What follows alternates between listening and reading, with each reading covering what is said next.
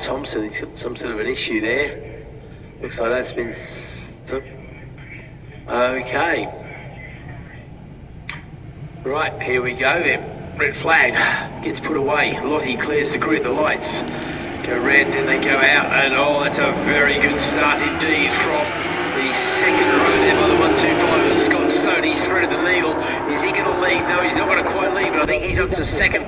Can't quite see who that is in the lead. It might be Smith, actually, mate. I think you might have Smith and Stone at the very sharp end there. I'll let you call it as it comes past. Got here is Brendan Mallender leading away from Scott Stone. Then it's Luke Wallington, Kieran Smith, David Kraviecki, and then Cranston ahead of Jake Marsh. That is your top 7 as they come past me, and already down the dip and up towards Park Corner for the first time of 9. Everybody through at this stage, but it's a number 6, the race winner from earlier on today, Brendan Mallender, who leads the way on that orange and black number 6 Fireblade, but Scott Stone is right there with them, and Luke Wallington looking to go with them as well. But it's through the left-hander of the gooseneck on the plunge now, down in towards Mansfield, and I'll tell you what, the nose on that Fireblade of Brendan Mallender's dived down as it hit the brakes, but through the left, Brendan Mallender still here has the race lead over Scott Stone, and they change of position there as they go through the chicane. Somebody going straight through the chicane, actually, not necessarily doing the right and left, but going straight through into the bottom of the mountain now. But it is Mallender, number 6, who leads the way. Yep, certainly is. Couldn't quite pick who that was who did the chicane trick there. I don't think they gained anything, not hearing anything on the radio. That might be put down as a bit of an incident on the first lap, but we'll wait to see as they go charging up towards meant on the first of 9 times. A little bit more chance to stretch the legs here for everybody. Here we go then over the line, and it is Mallender leading the way. Okay, second across the line then it is Stone from Wallington, Smith, Kraviecki, Cranston, Thompson, White, Marshall, Donovan, Kursk, Hill, Jones, Marchant, Blackwood, Morris, Collins, Slater, Thomas, Yanni, Wren, Thompson is your top 22. It looks like we haven't seen Kilty, Tune or Holt yet, but we won't worry about them at the moment. But Brendan Mallender is away 37-0 on the opening lap for a standing start. That's absolutely flying, it really is. Stone though, can he go with him? That's the question. 1.125 seconds back in real terms, and not a whole lot, but I think he's going to be struggling to catch Mallender, as Mallender is so fast. Yeah, he's pulled the pin on the first half of this second lap, then in effect the first of the flyer laps as they go through Mansfield, and I'd certainly expect the purple sector from your race leader of Brendan Mallender as they go through into sector number 2 now. Through the right over to the left of the chicane, and Kieran Smith still right there in 4th position behind Luke Wallington, and then a bit of a gap back to 6th position actually as they go through the chicane now, but again all change of position there. It looked like Carl Thompson was looking to put himself 1 position ahead, but didn't quite make it work this time around. But Mallender is it's around about 2 seconds or 3 seconds potentially by the time they get to the line, Keith. Through all bends and the hairpin there, difficult right-hander there at the hairpin, and on towards Barn Corner. I suspect it will be the orange and black number 6 Fireblade of Brendan Mallender out in front. And look at that lead already, Keith, on this second lap. Yeah, no, absolutely. He is so fast. Comes across the line. 32.388 is your pace. 2.5 seconds is his gap over Stone. Scott Stone there. Then it's Wally another second back. 0.3 of a second to Smith. Smith 33.992. So he's still got a little bit of time to find the match's earlier best. Cranston once again leads the way in the club and class as well. Smith leads the retro class in that 4th place overall. So I can't emphasise enough that he is sorry, just to interrupt, it looks like Liam Marchant on the number 50 Yamaha he's got his hand out, he's cruising down the back straight here. So Liam Marchant, he had a bit of an issue in the race earlier on as well. Don't forget, he dropped to the back of the field, didn't he? But yes, he did. Liam Marchant is going to be a retirement, I suspect, from this race. Kieran Smith still all over the exhaust pipe of the number 49 Fireblades, and Kraviecki is right there with Kieran Smith as well. So it's a 3-way fight as they go in towards the chicane now, and it's Wallington in 3rd position, Kieran Smith in 4th, Kraviecki in 5th.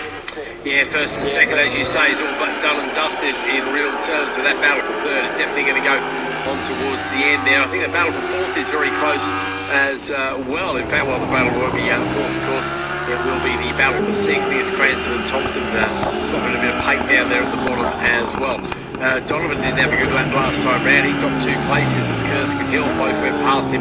Fortunately for him, there's not a big field in the retros this weekend as Mallender comes across the line. This time he does a 32.388, but he's opened up that gap to 3.5 seconds now. Stone there still in second ahead of Wally. Then Smith, Kraviecki, Thompson, Cranston does indeed lose a couple of places there. He's gone back to 8th place from the 6th he was in a little bit earlier. The rest of them coming across the line now, and again another good battle at the back there. Blackford, Morris and Collins, those three are all very close indeed, as Marchant drops down the field as his timing screen, as his transponder decides not to be picked up at the line.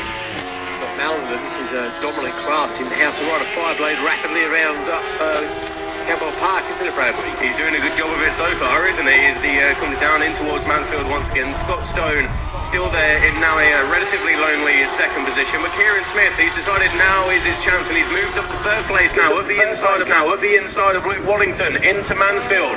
So Kieran Smith there, Luke Wallington tries to retaliate, but no way through as they go into the chicane. But on that K1 GSX-R1000, Kieran Smith now up into the overall podium positions. That is absolutely amazing stuff, it really is. The thing Cranny has got is that he doesn't need, Wallington's got is he doesn't need to beat Smith at the end of the day. He can just follow Smith across the line, but obviously you're not going to let anybody beat you. It's as simple as that. The person he needs to worry about actually is the man behind him, Kraviecki. Kraviecki, of course, is in the same class and in a position to take points away. So I imagine the David Kraviecki fan club just went up by one member, as Max Hardy will be cheering him on from the sidelines there. And I tell you what, I reckon Stone's going to have to watch out there. The gap over the line there is 3.341 between Smith and Stone. I think Smith has got the bit between his teeth as White goes past on Thompson that particular lap. Kraviecki stays where he is. But yeah, the battle is between Stone and Smith, I reckon. Yeah, I've got him coming past me now there, and Kieran Smith, he's not going to challenge as going towards Park Corner because he just loses out on the power down the back straight then, but onto the brakes. He's so strong on the brakes, is Kieran Smith. As they go around Park Corner now, Brendan Mallander's already halfway around Chris Curve, heading towards the gooseneck now at a rapid speed.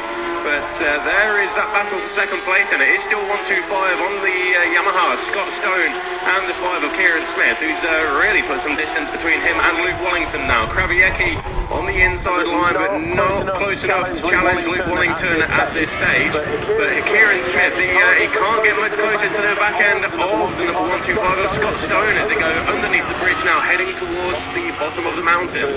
So they come in the bottom mountain there at the left-hander there, flick to the right-hander. It's not really an overtaking opportunity as you go across the mountain. It's a bit of a chance of the hall bends, but it's very tricky when you've both got good speed. They go through in the order they were, Stone over Smith. You see Brown Madelin's going to come out of the corner very shortly. He's going to be completing lap number 5 of this 9-lap race. Here he comes out of Barn Corner, 10 the shed tucked away.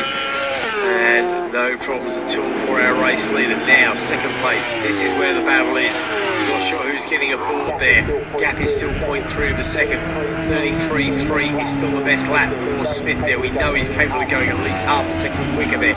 We know he can crack the magic 37, but he's been as low as a 32.3 at some point, but he is completely and utterly unchallenged. Further down the field, there's no changes this time until we get to the 15th place where Collins has found his way past on Blackford. That is actually for some solid points in the Clubbing Championship as they're running 5th and 6th in that at the moment. A few greens coming up onto the board as well. Raphael Kirst does his best lap there, but nobody going purple in any sector at all. Unsurprisingly, the purple sectors are all been owned by Brendan Malander there.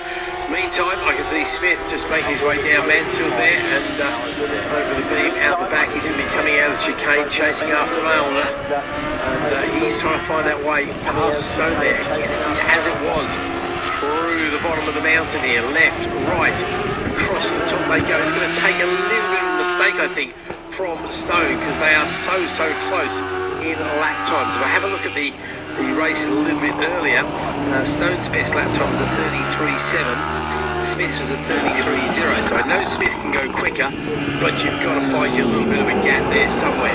Malander, however, doesn't need to worry about anybody at all. Over the line he goes. Here comes that second place, and I think Kraviecki actually goes. Here comes that second place, and I think Kraviecki actually is, he's found his way past Wallington. Yeah, I thought so. Kraviecki is now up to 4th place because I think David's doing a bit of chasing. He does the fastest lap of the race at 33.191. So he's coming very fast indeed. Watch this battle, Bradley. Got them here now, and a little bit of a twitch from the rear end of David Krawiecki as he gets the power down, and this is where he'll really be able to benefit from the power of that Yamaha R1. Down Park Straight and up towards Park Corner now. He's not close enough to make a challenge on number 5 of Kieran Smith, but he can certainly use the power of the Yamaha to get right up onto the almost the rear seat unit there of Kieran Smith. The order is still as it was. Brendan Mallender through the left-hander of the gooseneck now into the braking zone for Mansfield. Here comes Scott Stone and Kieran Smith at 2nd and 3rd. David Krawiecki is right there with them in 4th place. Luke Wellington's just dropped back now from this battle. And then between William White and Connor Thompson, they're battling for, I think that's 6th and 7th there with Cranny and Jake Marsh, 2 Hondas, just sliding the way in towards Mansfield now. But 2nd, 3rd and 4th at the bottom of the mountain now, Keith. Nothing to separate them whatsoever.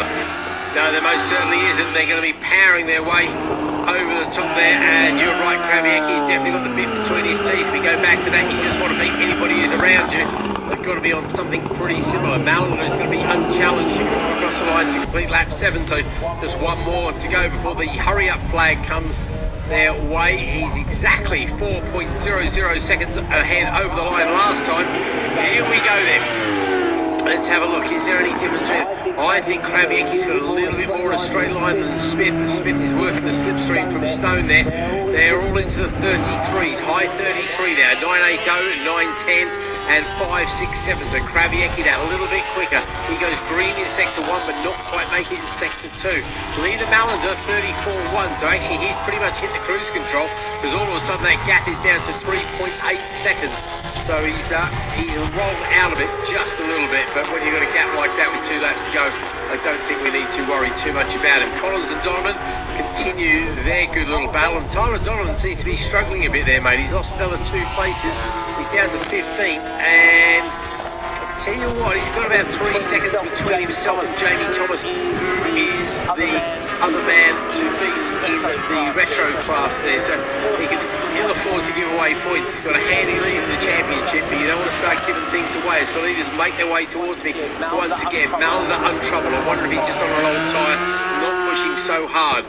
The next 3, there they go, left, right, Stone, Smith, Krawiecki over the top. The hurry-up flag is coming out. There it is. I can see it fluttering down on the start-finish line for this Powerbike race, the second of our Powerbike races today. Wait for them to appear. It's going to be Mallender first. And what is rapidly becoming familiar orange colours. Head in the shed. Let's see what his gap is. It was 3.976 last time across the line. His rivals come across his 3.9 this time, so we don't need to worry about him. I'm going to let you call these 3 as they come up for Charlie's 2, mate, down towards you. I've got Brendan Mallender coming around Charlie's 2 now, getting the power down, and Scott Stone's just got a little bit of a distance between him and David Krawiecki, but Krawiecki is through on Kieran Smith, and Kieran has a look over his left shoulder there.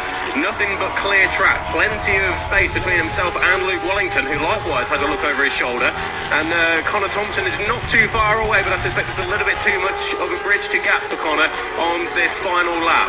Brendan Mallender, the number 6 Honda, makes his way round Chris Curve and on towards the gooseneck now, through the right, flick it over to the left. A little bit of a squirt on the throttle there and hard on the brakes, down the hill in towards Mansfield. Next up, Scott Stone, David Krawiecki and Kieran Smith, and the gap is spread out between Scott Stone and Krawiecki. Likewise, the gap between Krawiecki and Kieran Smith. So in towards the chicane they go. And I'll tell you what, Keith, if you watch into the chicane in just a few seconds' time, Luke Wellington is very quickly falling into the clutches of Connor Thompson. But you know better than most people that are round after the mountain through Hall Bends, the hairpin and barn, it's so difficult to find an overtaking opportunity. Yeah, it's all but virtually impossible. Let's go for the suicide screens. Well, the news here is that all of a sudden Smith has dropped right off the back there. I think he must have had a bit of a wobble somewhere around there. I'm going to have a quick look at his time. Yeah, he's done a 55.7 at the first split, which puts him 2 seconds slower than everybody else. Mallender gives us his now customary wheelie across the line as behind him, 3.5 seconds behind him. Stone beats Krawiecki by just 0.05 a second. Smith does indeed take another win in the retro class, but his lap time there, 36.754. So around about 3.5 seconds slower than he's been going the rest of the race. So a little bit of a wobble there, but nonetheless he's collected it all together. Luke Wellington, well, that's good news as far as Mr. Hardy goes, because Luke has just finished in 4th in class, so that's 13 points. He's closed the gap down, but it could have been another 12 points, so he'll be very happy indeed to see his rival not get all the points he possibly could today. Thompson, White, Cranston, Marsh, Pierce, Jones, Hill, Morris, Collins and Donovan. Here's your rest of your top 15 there. Cranston takes the clubber win ahead of Kursk and Jones. I have to say,